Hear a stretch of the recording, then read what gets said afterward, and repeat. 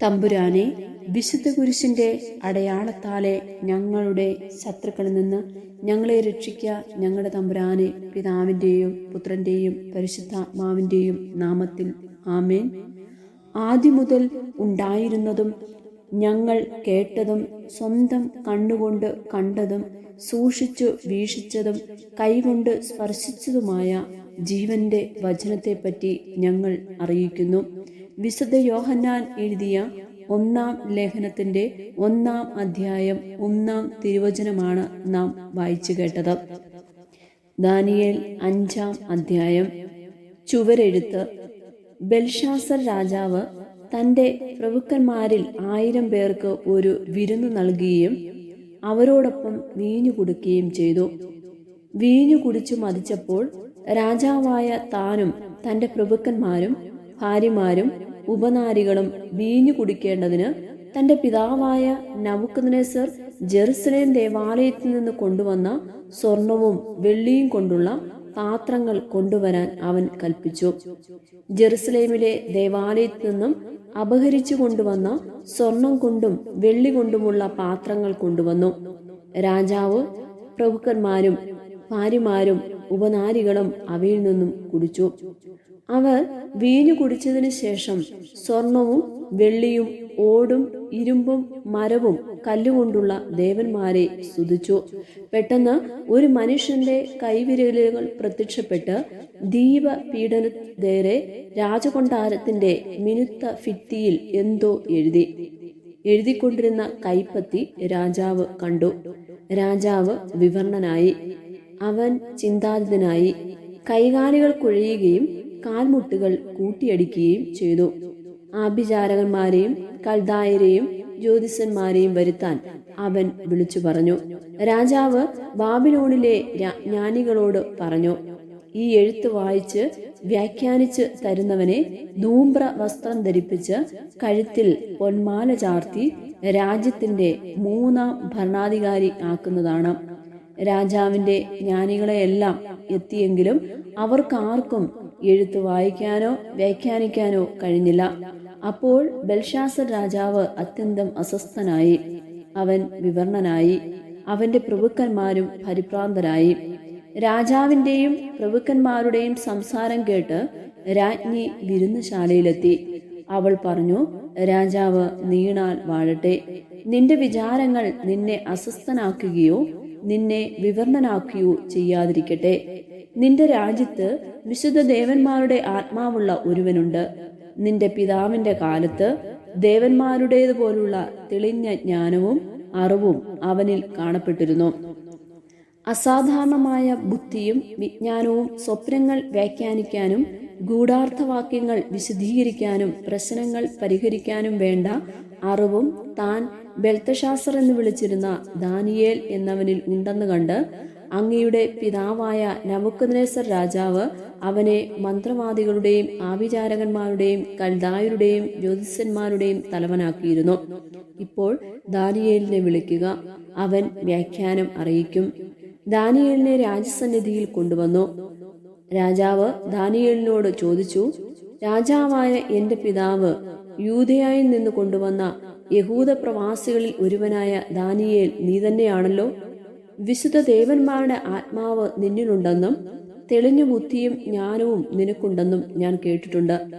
ഈ എഴുത്ത് വായിച്ച് അതിന്റെ അർത്ഥം പറയുന്നതിന് വേണ്ടി ജ്ഞാനികളെയും ആഭിചാരകന്മാരെയും എന്റെ മുമ്പിൽ കൊണ്ടുവന്നു. പക്ഷേ അവർക്കാർക്കും അത് വിശദീകരിക്കാൻ സാധിച്ചില്ല. വ്യാഖ്യാനം നൽകാനും പ്രശ്നങ്ങൾ പരിഹരിക്കാനും നിനക്ക് സാധിക്കുമെന്ന് ഞാൻ കേട്ടിട്ടുണ്ട്. ഇപ്പോൾ ഈ എഴുത്ത് വായിച്ച് അതെനിക്ക് വ്യാഖ്യാനിച്ചു തരാൻ നിനക്ക് കഴിഞ്ഞാൽ ധൂമ്ര വസ്ത്ര വിഭൂഷിതനായി കഴുത്തിൽ പൊന്മാല ചാർത്തി നീ രാജ്യത്തിന്റെ 3-ാം ഭരണാധികാരിയാകും. ദാനിയേൽ രാജസന്നിധിയിൽ ഉണർത്തിച്ചു, നിന്റെ സമ്മാനങ്ങൾ നിന്റെ കയ്യിൽ തന്നെ ഇരുന്നു കൊള്ളട്ടെ, മറ്റാർക്കെങ്കിലും കൊടുത്തു. ലിഖിതം വായിച്ച് അർത്ഥം ഞാൻ പറഞ്ഞുതരാം. രാജാവേ, അത്യുന്നതനായ ദൈവം നിന്റെ പിതാവായ നബൂഖദ്നേസറിന് രാജ്യത്വവും മഹത്വവും പ്രതാപവും ആധിപത്യവും നൽകി. അവിടുന്ന് അവന് കൊടുത്ത മഹത്വ നിമിത്തം എല്ലാ ജനതകളും ജനപദങ്ങളും ഭാഷാക്കാരും അവന്റെ മുമ്പിൽ ഭയപ്പെട്ടു വിറച്ചു. അവൻ ഇഷ്ടാനുസരണം കൊല്ലുകയോ ജീവിക്കാൻ അനുവദിക്കുകയോ ഉയർത്തുകയോ താഴ്ത്തുകയോ ചെയ്തു പോന്നു. എന്നാൽ അവൻ അഹങ്കരിക്കുകയും ഹൃദയം കഠിനമാക്കുകയും ഗർവോടെ പ്രവർത്തിക്കുകയും ചെയ്തപ്പോൾ രാജസിംഹാസനത്തിൽ നിന്ന് അവൻ ബഹിഷ്കൃതനായി. അവന് മഹത്വം നഷ്ടപ്പെട്ടു. അവൻ മനുഷ്യരുടെ ഇടയിൽ നിന്ന് ഓടിക്കപ്പെട്ടു. അവന്റെ മനസ്സ് മൃഗതുല്യമായി. അവന്റെ വാസം കാട്ടുകഴുതയോടൊത്തായി. അവൻ കാളയെപ്പോലെ പുല്ലു തിന്നുന്നു. ആകാശത്തിലെ മഞ്ഞുകൊണ്ട് അവന്റെ ദേഹം നനഞ്ഞു. അത്യുന്നതനായ ദൈവമാണ് മനുഷ്യരുടെ രാജ്യം ഭരിക്കുന്നതെന്നും അവിടുന്ന് ഇച്ഛിക്കുന്നവരെയാണ് അധികാരം ഏൽപ്പിക്കുന്നതെന്നും മനസ്സിലാക്കുന്നതുവരെ അവൻ ഇങ്ങനെ കഴിഞ്ഞു. എന്നാൽ അവന്റെ പുത്രനായ നീ ഇതെല്ലാം അറിഞ്ഞിട്ടും നിന്റെ ഹൃദയം വിനീതമാക്കിയില്ല. സ്വർഗത്തിന്റെ കർത്താവിനെ നീ വെല്ലുവിളിച്ചു. അവിടുത്തെ ആലയത്തിലെ പാത്രങ്ങൾ കൊണ്ടുവന്ന് നീയും നിന്റെ പ്രഭുക്കന്മാരും ഭാര്യമാരും ഉപനാരികളും അവയിൽ വീഞ്ഞു കുടിച്ചു. വെള്ളി, സ്വർണം, ഓട്, ഇരുമ്പ്, മരം, കല്ല് എന്നിവ കൊണ്ടുള്ള കാണാനോ കേൾക്കാനോ അറിയാനോ കഴിവില്ലാത്ത ദേവന്മാരെ നീ സ്തുതിച്ചു. എന്നാൽ നിന്റെ ജീവനെയും നിന്റെ മാർഗങ്ങളെയും നിയന്ത്രിക്കുന്ന ദൈവത്തെ നീ ആദരിച്ചില്ല. അതുകൊണ്ട് അവിടുത്തെ സന്നിധിയിൽ നിന്ന് അയക്കപ്പെട്ട ഒരു കരം ഇത് എഴുതിയിരിക്കുന്നു. ആ ലിഖിതം ഇതാണ്: മെനെ മെനെ തെക്കേൽ പാർസീൻ. ഇതാണ് അർത്ഥം: മെനെ, ദൈവം നിന്റെ രാജ്യത്തിന്റെ നാളുകൾ എണ്ണുകയും അതിന്റെ അവസാനം കുറിക്കുകയും ചെയ്തിരിക്കുന്നു. തെക്കേൽ, നിന്നെ തുലാസിൽ തൂക്കി കുറവുള്ളവനായി കണ്ടിരിക്കുന്നു. പേരസ്, നിന്റെ രാജ്യം വിഭജിച്ച് മേദ്യക്കാർക്കും പേർഷ്യക്കാർക്കും നൽകിയിരിക്കുന്നു. ബെൽഷാസർ കൽപ്പനയനുസരിച്ച് ദാനിയേലിനെ ധൂപവസ്ത്രം അണിയിക്കുകയും അവന്റെ കഴുത്തിൽ പൊന്മാല ചാർത്തുകയും അവൻ രാജ്യത്തിലെ 3ാം ഭരണാധികാരി ആയിരിക്കുമെന്ന് വിളംബരം പുറപ്പെടുവിക്കുകയും ചെയ്തു. അന്ന് രാത്രിയിൽ കൽദായ രാജാവായ ബെൽഷാസർ കൊല്ലപ്പെട്ടു. രാജ്യം 62 വയസ്സു പ്രായമുള്ള മേദ്യക്കാരനായ ദാരിയൂസിന് ലഭിച്ചു. ദാനിയേൽ 6-ാം അധ്യായം. ദാനിയേൽ സിംഹക്കുഴിയിൽ. രാജ്യം ഭരിക്കാൻ അതിൻ്റെ എല്ലാ ഭാഗങ്ങളിലുമായി 120 പ്രധാന ദേശാധിപന്മാരെ നിയമിക്കുന്നത് നല്ലതാണെന്ന് ദാരിയൂസിന് തോന്നി. അവരുടെ മേൽ 3 തലവന്മാരെയും അവൻ നിയമിച്ചു. അവരിൽ ഒരുവൻ ദാനിയേലായിരുന്നു. രാജാവിന് നഷ്ടം സംഭവിക്കാതിരിക്കാൻ പ്രധാന ദേശാധിപന്മാർ ഇവരെ കണക്ക് ബോധിപ്പിക്കേണ്ടിയിരുന്നു. അത്ഭുതകരമായ ദൈവിക ചൈതന്യമുണ്ടായിരുന്നതുകൊണ്ട് ദാനിയേൽ മറ്റെല്ലാ തലവന്മാരെയും പ്രധാന ദേശാധിപന്മാരെക്കാൾ ശ്രേഷ്ഠനായി തീർന്നു. തന്റെ രാജ്യം മുഴുവന്റെയും അധികാരിയായി അവനെ നിയമിക്കാൻ രാജാവ് ആലോചിച്ചു. അപ്പോൾ തലവന്മാരും പ്രധാന ദേശാധിപന്മാരും ദാനിയേലിന്റെ മേൽ രാജദ്രോഹ കുറ്റം ആരോപിക്കാൻ പഴുതു നോക്കി. പരാതിക്ക് മതിയായ കാരണമോ കുറ്റമോ കണ്ടെത്താൻ അവർക്ക് സാധിച്ചില്ല. എന്തെന്നാൽ അവൻ വിശ്വസ്തനായിരുന്നു. ഒരു കുറ്റവും അവർ അവനിൽ കണ്ടില്ല. അപ്പോൾ അവർ പറഞ്ഞു, ഈ ദാനിയേലിൽ അവന്റെ ദൈവത്തിന്റെ നിയമത്തെ സംബന്ധിച്ചല്ലാതെ മറ്റു പരാതിക്ക് കാരണം കണ്ടെത്താൻ നമുക്ക് കഴിയുകയില്ല. ഈ തലവന്മാരും പ്രധാന ദേശാധിപന്മാരും തമ്മിൽ ആലോചിച്ചുറച്ച് രാജാവിന്റെ അടുത്തെത്തി പറഞ്ഞു, ദാരിയൂസ് രാജാവ് നീണാൽ വാഴട്ടെ. എല്ലാ തലവന്മാരും സ്ഥാനപതികളും പ്രധാന ദേശാധിപന്മാരും ഉപദേശകരും നാടുവാഴികളും ഒരു കാര്യം തീരുമാനിച്ചിരിക്കുന്നു. രാജാവെ, അടുത്ത 30 ദിവസത്തേക്ക് നിന്നോടല്ലാതെ മറ്റേതെങ്കിലും ദേവന്മാരോടോ മനുഷ്യരോടോ പ്രാർത്ഥിക്കുന്നവനെ സിംഹങ്ങളുടെ കുഴിയിൽ എറിഞ്ഞു കളയുമെന്ന് ഒരു കൽപ്പന പുറപ്പെടുവിച്ച് നിരോധനം ഏർപ്പെടുത്തണം. രാജാവെ, മേദ്യക്കാരുടെയും പേർഷ്യക്കാരുടെയും നിയമമനുസരിച്ച് മാറ്റം വരുത്തുകയോ ലംഘിക്കുകയോ ചെയ്യാനാവാത്ത ആ നിരോധനാജ്ഞ മുദ്രവെച്ച് സ്ഥിരീകരിക്കണം. ദാരിയൂസ് നിരോധാജ്ഞയിൽ മുദ്രവെച്ചു. രേഖയിൽ മുദ്രവെച്ചിരിക്കുന്നുവെന്ന് അറിഞ്ഞ ദാനിയേൽ സ്വഭവനത്തിലേക്ക് പോയി. വീടിന്റെ മുകളിലത്തെ നിലയിൽ ജെറുസലേമിന് നേരെ തുറന്നു കിടക്കുന്ന ജാലകങ്ങളുണ്ടായിരുന്നു. താൻ മുമ്പ് ചെയ്തിരുന്നത് പോലെ അവൻ അവിടെ ദിവസേന 3 പ്രാവശ്യം മുട്ടുമേൽ നിന്ന് തന്റെ ദൈവത്തോട് പ്രാർത്ഥിക്കുകയും നന്ദി പറയുകയും ചെയ്തു. മേൽ പറഞ്ഞ മനുഷ്യർ തീരുമാനിച്ചിരുന്നതുപോലെ ചെന്ന് ദാനിയേൽ തന്റെ ദൈവത്തിന്റെ മുമ്പിൽ പ്രാർത്ഥിക്കുന്നതും അപേക്ഷിക്കുന്നതും കണ്ടു. അവർ രാജസന്നിധിയിലെത്തി നിരോധന ആജ്ഞയെപ്പറ്റി പറഞ്ഞു. രാജാവേ, 30 ദിവസത്തേക്ക് നിന്നോടല്ലാതെ ഏതെങ്കിലും ദേവനോടോ മനുഷ്യനോടോ ആരെങ്കിലും പ്രാർത്ഥിച്ചാൽ അവനെ സിംഹങ്ങളുടെ കുഴിയിൽ തള്ളും എന്നൊരു നിരോധനാജ്ഞയിൽ നീ ഒപ്പുവെച്ചിരുന്നില്ലേ? രാജാവ് പറഞ്ഞു, മേദ്യക്കാരുടെയും പേർഷ്യക്കാരുടെയും അലംഘ്യമായ നിയമമനുസരിച്ച് അത് തീർച്ചയായും അങ്ങനെ തന്നെ. അവർ പറഞ്ഞു, രാജാവേ, യൂദയായിൽ നിന്നുള്ള പ്രവാസികളിൽ ഒരുവനായ ആ ദാനിയേൽ നിന്നെയാകട്ടെ നീ ഒപ്പുവെച്ച നിരോധനാജ്ഞയാകട്ടെ മാനിക്കാതെ ദിവസവും 3 പ്രാവശ്യം തന്റെ പ്രാർത്ഥന നടത്തുന്നു. ഇത് കേട്ടപ്പോൾ രാജാവ് അത്യധികം വ്യസനിച്ചു. ദാനിയേലിനെ രക്ഷിക്കാൻ മനസ്സിലുറച്ച് അവനെ രക്ഷിക്കുന്നതിനു വേണ്ടി സൂര്യൻ അസ്തമിക്കുന്നതുവരെ അവൻ പരിശ്രമിച്ചു. അപ്പോൾ ആലോചിച്ചുറച്ചു വന്നിരുന്ന ആളുകൾ രാജാവിനോട് പറഞ്ഞു, രാജാവേ, നീ അറിഞ്ഞാലും മേദ്യക്കാരുടെയും പേർഷ്യക്കാരുടെയും നിയമമനുസരിച്ച് രാജാവ് പുറപ്പെടുവിക്കുന്ന കൽപ്പനയും ശാസനയും മാറ്റിക്കൂടാ. രാജാവ് കൽപ്പിച്ചതനുസരിച്ച് ദാനിയേലിനെ കൊണ്ടുവന്ന് സിംഹങ്ങളുടെ കുഴിയിലേക്ക് എറിഞ്ഞു. രാജാവ് ദാനിയേലിനോട് പറഞ്ഞു, നീ നിരന്തരം സേവിക്കുന്ന നിന്റെ ദൈവം നിന്നെ രക്ഷിക്കട്ടെ. ദാനിയേലിനെ കുറിച്ചുള്ള വിധിക്ക് മാറ്റം വരാതിരിക്കാൻ കുഴി ഒരു കല്ലുകൊണ്ട് അടയ്ക്കുകയും രാജാവിന്റെയും പ്രഭുക്കന്മാരുടെയും മോതിരങ്ങൾ കൊണ്ട് അതിന് മുദ്ര വയ്ക്കുകയും ചെയ്തു. രാജാവ് കൊട്ടാരത്തിലേക്ക് പോയി രാത്രി മുഴുവൻ ഉപവാസത്തിൽ കഴിച്ചുകൂട്ടി. വിനോദങ്ങളെല്ലാം അവൻ പരിത്യജിച്ചു. നിദ്ര അവനെ സമീപിച്ചില്ല. രാജാവ് അതിരാവിലെ എഴുന്നേറ്റ് സിംഹങ്ങളുടെ കുഴിയിലേക്ക് തിടുക്കത്തിൽ ചെന്നു. ദാനിയേലിനെ ഇട്ടിരുന്ന കുഴിക്കടുത്ത് ചെന്നപ്പോൾ ദുഃഖം നിറഞ്ഞ സ്വരത്തിൽ രാജാവ് വിളിച്ചു ചോദിച്ചു, ദാനിയേൽ, ജീവിക്കുന്ന ദൈവത്തിന്റെ ദാസ, നീ നിരന്തരം സേവിക്കുന്ന നിന്റെ ദൈവം നിന്നെ സിംഹങ്ങളിൽ നിന്ന് രക്ഷിക്കാൻ ശക്തനായിരുന്നോ? ദാനിയേൽ രാജാവിനോട് പറഞ്ഞു, രാജാവ് നീണാൽ വാഴട്ടെ. തന്റെ മുമ്പിൽ ഞാൻ കുറ്റമറ്റവനാണെന്ന് കണ്ടതിനാൽ എന്റെ ദൈവം ദൂതനെ അയച്ച് സിംഹങ്ങളുടെ വായടച്ചു. അവയെന്നെ ഉപദ്രവിച്ചില്ല.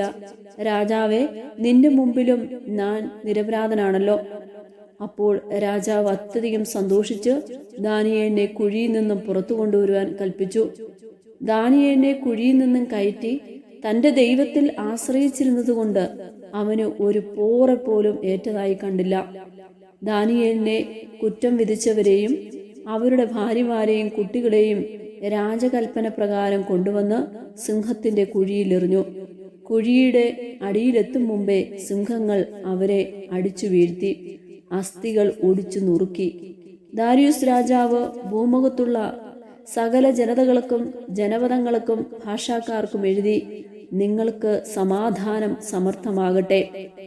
എന്റെ അധികാരത്തിലുള്ള എല്ലാവരും ദാനിയേലിന്റെ ദൈവത്തിനു മുമ്പിൽ ഭയന്ന് വിറയ്ക്കണമെന്ന് ഞാൻ വിളംബരം ചെയ്യുന്നു. എന്തെന്നാൽ അവിടുന്നാണ് നിത്യനും ജീവിക്കുന്നവനുമായ ദൈവം. അവിടുത്തെ രാജ്യം ഒരിക്കലും നശിപ്പിക്കപ്പെടുകയില്ല. അവിടുത്തെ ആധിപത്യത്തിന് അവസാനമില്ല. അവിടുന്ന് രക്ഷിക്കുകയും വീണ്ടെടുക്കുകയും ചെയ്യുന്നു. ആകാശത്തിനും ഭൂമിയിലും അവിടുന്ന് അടയാളങ്ങളും അത്ഭുതങ്ങളും പ്രവർത്തിക്കുന്നു. അവിടുന്നാണ് ദാനിയേലിനെ സിംഹങ്ങളുടെ പിടിയിൽ നിന്നും രക്ഷിച്ചത്. ദാരിയൂസിന്റെയും പേർഷ്യക്കാരനായ സൈറസിന്റെയും ഭരണകാലത്ത് ദാനിയേൽ ഐശ്വര്യപൂർവ്വം ജീവിച്ചു. ദാനിയേൽ 7-ാം അധ്യായം. ബാബിലോൺ രാജാവായ ബെൽഷാസറിന്റെ 1-ാം ഭരണവർഷം ദാനിയേലിന് ഉറക്കത്തിൽ ഒരു സ്വപ്നവും ചില ദർശനങ്ങളും ഉണ്ടായി. അവൻ സ്വപ്നം എഴുതിയിടുകയും അതിന്റെ സംഗ്രഹം അറിയിക്കുകയും ചെയ്തു. ദാനിയേൽ പറഞ്ഞു, ആകാശത്തിലെ 4 കാറ്റുകളും മഹാസമുദ്രത്തെ ഇളക്കിമറിക്കുന്നത് നിശാദർശനത്തിൽ ഞാൻ കണ്ടു. ആ 4 വലിയ മൃഗങ്ങൾ കടലിൽ നിന്നും കയറി വന്നു. അവ വിഭിന്നങ്ങളായിരുന്നു. സിംഹത്തെ പോലെ ആയിരുന്നു ആദ്യത്തേത്. അതിന് കഴുകന്റെ ചിറകുകളുണ്ടായിരുന്നു. ഞാൻ അതിനെ വീക്ഷിച്ചു കൊണ്ടിരിക്കെ അതിന്റെ ചിറകുകൾ പറിച്ചെടുക്കപ്പെട്ടു. അതിനെ നിലത്തുനിന്നും പൊക്കി മനുഷ്യനെ പോലെ ഇരുകാലിൽ നിർത്തി. മനുഷ്യന്റെ മനസ്സും അതിന് നൽകപ്പെട്ടു. ഇതാ, 2ാമത് കരടിയെപ്പോലെ മറ്റൊരു മൃഗം. അതിന്റെ ഒരു വശം ഉയർത്തപ്പെട്ടു. അത് 3 വാരിയെല്ലുകൾ കടിച്ചു പിടിച്ചിരുന്നു. അതിനോട് പറഞ്ഞു, ഇഷ്ടം പോലെ മാംസം തിന്നുകൊള്ളുക. അതിനുശേഷം ഞാൻ നോക്കിയപ്പോൾ ഇതാ, മുതുകത്ത് പക്ഷിയുടെ 4 ചിറകുകളുള്ള പുള്ളിപ്പുലിയെ പോലുള്ള മറ്റൊരു മൃഗം.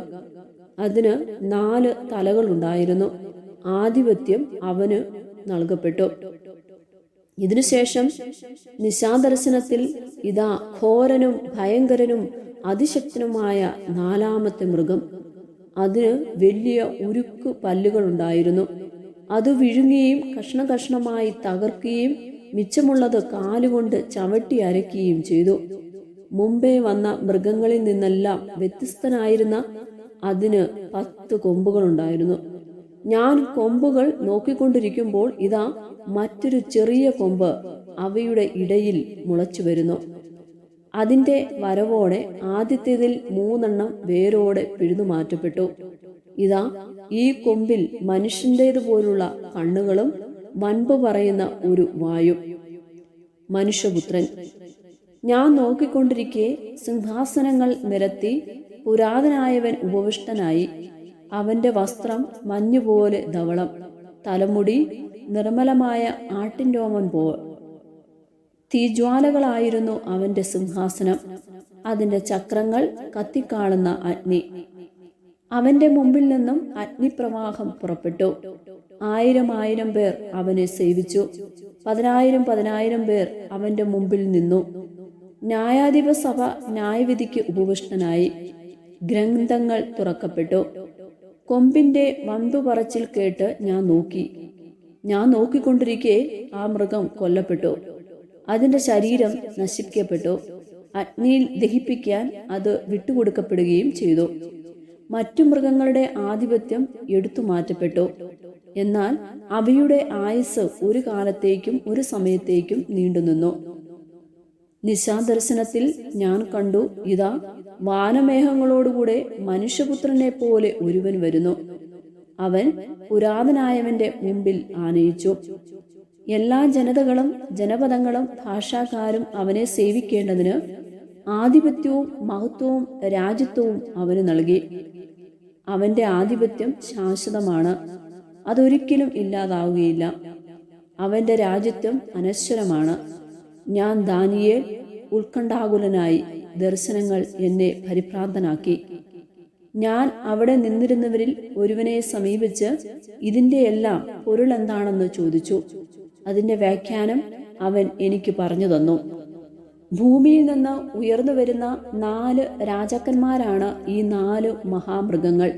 എന്നാൽ അത്യുന്നതന്റെ പരിശുദ്ധർക്ക് രാജ്യം ലഭിക്കുകയും അവർ ആ രാജ്യം എന്നേക്കുമായി അവകാശമാക്കുകയും ചെയ്തു. മറ്റുള്ളവരിൽ നിന്നും വ്യത്യസ്തനും കൂടുതൽ ഭയങ്കരനും ഉരുക്കുപല്ലും ഓട്ടുനഖവും ഉള്ളവനും വെട്ടിവിഴുങ്ങുകയും കഷ്ണം കഷ്ണമായി തകർക്കുകയും മിച്ചമുള്ളവയെ കാലുകൊണ്ട് ചവിട്ടി അരയ്ക്കുകയും ചെയ്തവനുമായ 4-ാമത്തെ മൃഗത്തെക്കുറിച്ച് അറിയാൻ ഞാൻ ആഗ്രഹിച്ചു. അതിന്റെ തലയിലുണ്ടായിരുന്ന 10 കൊമ്പുകളെയും മറ്റു 3 വീഴ്ത്തിയതും കണ്ണുകളും വമ്പു പറയുന്ന വായും ഉള്ളതും മറ്റുള്ളവയേക്കാൾ ഭീകരവുമായ കൊമ്പിനെ സംബന്ധിച്ച സത്യം അറിയുന്നതിന് ഞാൻ ആഗ്രഹിച്ചു. പുരാതനായവൻ വന്ന് അത്യുന്നതന്റെ പരിശുദ്ധർക്കു വേണ്ടി ന്യായവിധി നടത്തുന്നതുവരെ, പരിശുദ്ധർ രാജ്യം സ്വീകരിക്കുന്ന സമയം സമാഗതമാകുന്നതുവരെ ഈ കൊമ്പ് അവരുമായി പൊരുതി ജയിക്കുന്നത് ഞാൻ കണ്ടു. അവൻ പറഞ്ഞു, 4-ാമത്തെ മൃഗം ഭൂമിയിലെ 4-ാമത്തെ ഒരു സാമ്രാജ്യമാണ്.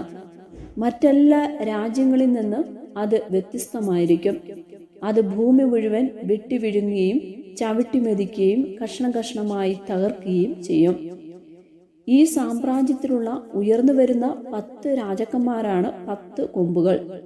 അവർക്കെതിരെ വേറൊരുവൻ അവരുടെ പിന്നാലെ വരും. തൻ്റെ മുൻഗാമികളിൽ നിന്ന് അവൻ ഭിന്നനായിരിക്കും. അവൻ 3 രാജാക്കന്മാരെ താഴെയിറക്കും. അവൻ അത്യുന്നതനെതിരെ ചൂഷണം പറയും. അത്യുന്നതന്റെ പരിശുദ്ധരെ അവൻ പീഡിപ്പിക്കും. നിയമങ്ങളും ഉത്സവ ദിനങ്ങളും മാറ്റുന്നതിന് അവൻ ആലോചിക്കും. സമയവും സമയങ്ങളും സമയത്തിന്റെ പകുതിയും വരെ അവർ അവന്റെ കൈകളിൽ ഏൽപ്പിക്കപ്പെടും. എന്നാൽ ന്യായാധിപ സഭ വിധി പ്രസ്താവിക്കാൻ ഉപേക്ഷിതമാവുകയും അവന്റെ ആധിപത്യം എടുത്തു മാറ്റപ്പെടുകയും ചെയ്യും, പൂർണ്ണമായി ദഹിപ്പിച്ച് നശിപ്പിക്കേണ്ടതിന് തന്നെ. ആകാശത്തിന് കീഴിലുള്ള സകല രാജ്യങ്ങളുടെയും രാജ്യത്വവും ആധിപത്യവും മഹത്വവും അത്യുന്നതന്റെ പരിശുദ്ധന്മാർക്ക് നൽകപ്പെടും. അവരുടെ രാജ്യം ശാശ്വതമാണ്. എല്ലാ ആധിപത്യങ്ങളും അവരെ സേവിക്കുകയും അനുസരിക്കുകയും ചെയ്യും. ഇത്രയുമാണ് ദർശനത്തിന്റെ വിശദീകരണം. ഞാൻ ദാനിയേൽ എൻ്റെ വിചാരങ്ങൾ നിമിത്തം പരിഭ്രാന്തനായി, ഞാൻ വിവരണനായി, എല്ലാം ഞാൻ മനസ്സിൽ സൂക്ഷിച്ചു. ദൈവമായ കർത്താവിന് സ്തുതിയും. സ്വർഗസ്ഥനായ ഞങ്ങളുടെ പിതാവേ, അങ്ങയുടെ നാമം പൂജിതമാകണമേ, അങ്ങയുടെ രാജ്യം വരണമേ, അങ്ങയുടെ തിരുമനസ്സ് സ്വർഗത്തിലെ പോലെ ഭൂമിയിലുമാകണമേ. അന്നു വേണ്ടുന്ന ആഹാരം ഇന്ന് ഞങ്ങൾക്ക് തരണമേ. ഞങ്ങളോട് തെറ്റിയുന്നവരോട് ഞങ്ങൾ ക്ഷമിച്ചിരിക്കുന്ന പോലെ ഞങ്ങളുടെ തെറ്റുകൾ ഞങ്ങളോട് ക്ഷമിക്കണമേ. ഞങ്ങളെ പ്രലോഭനത്തിൽ ഉൾപ്പെടുത്തരുത്, തിന്മയിൽ നിന്ന് ഞങ്ങളെ രക്ഷിച്ചുകൊണ്ടമേ. ആമേ. നന്മ നിറഞ്ഞ മറിയമേ സ്വസ്തി, കർത്താവ് അങ്ങയുടെ കൂടെ സ്ത്രീകളിൽ അനുഗ്രഹിക്കപ്പെട്ടവളാവുന്നു. അങ്ങയുടെ ഉദരത്തിൽ ഫലമായി ഈശോ അനുഗ്രഹിക്കപ്പെട്ടവരാവുന്നു. പരിശുദ്ധ മറിയമേ തമ്പുരാൻ്റെ അമ്മേ, പാവികളായ ഞങ്ങൾക്ക് വേണ്ടി എപ്പോഴും ഞങ്ങളുടെ മരണസമയത്തും തമ്പുരാനോട് അപേക്ഷിച്ചുകൊണ്ടമേ. ആമേ. പിതാവിനും പുത്രനും പരിശുദ്ധാത്മാവിന് സ്തുതി, അതിലെ പോലെ ഇപ്പോഴും എപ്പോഴും എന്നേക്കും. ആമേൻ.